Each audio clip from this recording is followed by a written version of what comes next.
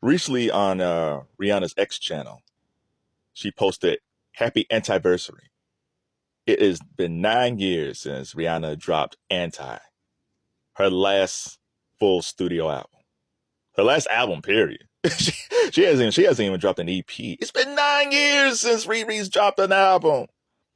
The crazy thing is, it don't feel like it's been that long because we still hear her songs so often, and because we still see her all the time because she got some new Fenty Savage stuff out. Oh man, that damn Fenty, man. If it wasn't for Fenty, we'll still get music from Riri. But man, that whole Fenty brand is just a monster. That everything is Savage. It's just fantastic. And she's always modeling in it. It's like, oh, you're a lucky dude, ASAP. Why the hell you didn't take that deal? Take that plea deal, ASAP. Oh, crazy. But anyway, so she said, "Happy Anniversary." And when I go back to that album, I always said that was like one of my favorite albums of 2016 going to 2017. Oh, that album was so good. And of all the Rihanna albums, it probably was one of the albums that didn't have the most hits, but the songs were impactful. For instance, you had Work with Drake. Work, work, work, work, work, work. You can't go wrong on that song, man. That song had two different videos. The chemistry between Rihanna and Drake is just musically, it's just they didn't make any bad songs at all. And I just love Work. It's just, yeah, cause I remember it's like she says work all the time. It's like, I know, but it's good, right? Oh, I love Work. And then she also had Love on the Brain. Now, we'll never confuse Rihanna for being the second coming of Whitney Houston or Mariah Carey, or even Toni Braxton. Rihanna don't have that type of vocal, but she sang her heart out. Like, you felt her pain and angst and love on that song, man. That's like her signature ballad. So yeah, shout out to her for Love on the Brain. But my favorite song off that album was a song they never released, "Consideration" with SZA. And at that point, I didn't know who SZA was. Because I was like, who? Because I said, wait, which one's Rihanna and which one's SZA? Because their vocals blended so well together. I wasn't sure who's. I was like, okay, that's Rihanna. I know that's Rihanna. I think that's SZA, but I can't tell. And then, and plus, I didn't know who SZA was. So I thought she was like a Jamaican artist because that's Consideration has a very reggae Jamaican like, groove to it, man. Just the way it flows. Da, da, da, da, da, da. Oh. It starts off with that broken beat. I love Consideration, but they never released that song, and it was never a video. And who knew that? We had no clue at what SZA would become. Hell, she got that film out with Keke Palmer. It's like the #1 film in the country. Like, I love SZA, but man, we had no clue who SZA was back then at all. Man, I almost wish that SZA and Rihanna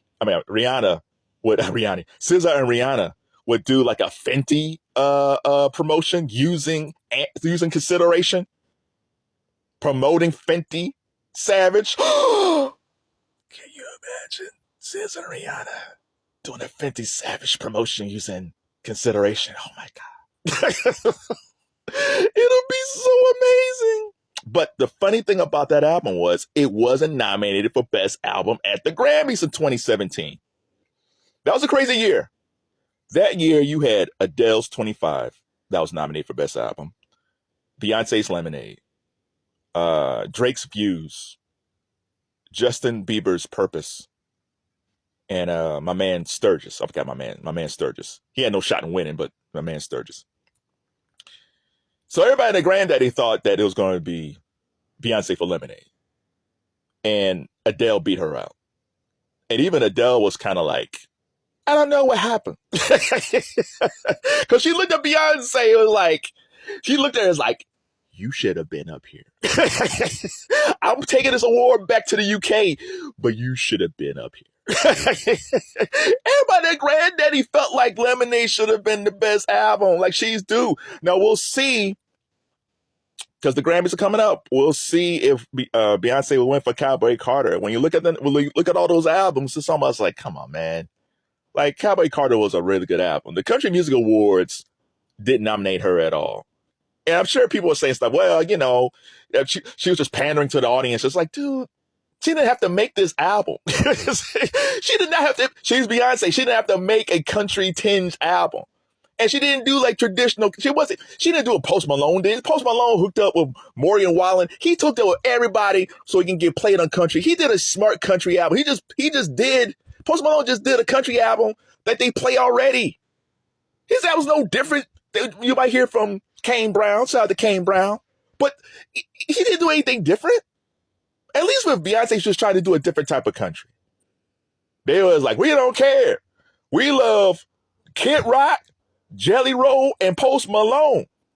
We don't care if Beyonce makes a country album. And that's what happened. So I'm hoping that Beyonce actually wins Best Album for Cowboy Carter, even though she deserved it for Lemonade. Shout out to Justin Bieber. Like because, people might say like, I don't like Justin Bieber. Dude, he knows how to pick hits. I kind of miss Bieber because he got all this stuff going on with Diddy and all that stuff. And he was on tour and then he stopped touring. And it's like, we haven't really seen Justin in a while. So I hope the dude's all right. But if we go years from now, when people say, hey, who won Grammys for Best Album like from the 2010s? I'm like, I can tell you who didn't win. Rihanna's never won Best Album. Lady Gaga, Katy Perry. At this point, we'll see Beyonce, Drake, Kanye West, Justin Bieber, Jay-Z. It's just it's just an endless list of people who've come through the 2010s who never won Best Album. It doesn't mean anything because at the end of the day, as long as the fans love your music, that's the only thing that counts. But the fact that Rihanna's never won a Best Album has always been ridiculous to me. And I do wonder if Beyonce loses for Cowboy Carter, I wonder if she's going to do what The Weeknd did and what Drake did. Oh yeah, The Weeknd, he's never won Best Album. Because The Weeknd and Drake don't even submit their music anymore. Like whenever they get nominated for awards these days, it's because they was on somebody else's song and that person submitted their song for the Grammys. But The Weeknd stopped submitting after hours. He was like, I'm done. I'm never gonna submit again. Hell, Dua Lipa's like that. Dua Lipa's never won. It's so tragic how many great artists has come through within the last 15 years who've never won Best Album. So shout out to Rihanna and Anti. Rihanna, if you're watching this video, please get SZA together and y'all do Consideration and do like a big, it's too late for 2025, but for 2026, for the 2026 line, get Consideration. You two can do a Fenty Savage thing. Oh, that would be so good. Shout out to Rihanna. What was your favorite song off that Anti album? And overall, what is your favorite Rihanna song? ASAP Rocky, man. I hope you know what you're doing and going to court, man.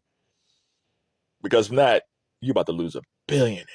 Oh yeah, speaking of that, let's say ASAP does end up found guilty and he goes to prison for a little while. I think we might actually get another album by Rihanna.